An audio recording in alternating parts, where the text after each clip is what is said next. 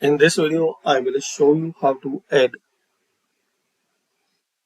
R squared value on chart like this. You can keep anywhere. You can make changes as you need. So I will show you from start. So firstly, select your data, then insert chart and select this trend line. So select this trend line points, right click on it and click on add trend line.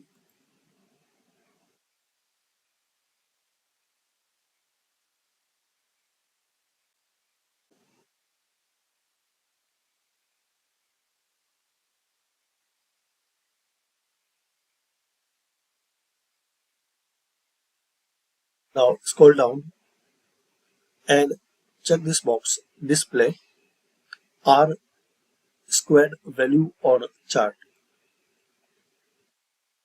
Now select and drag and drop anywhere on your chart. Select it, the home. You can change size and color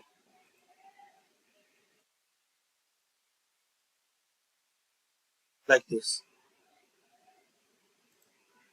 So thanks for watching and comment this video useful for you or not.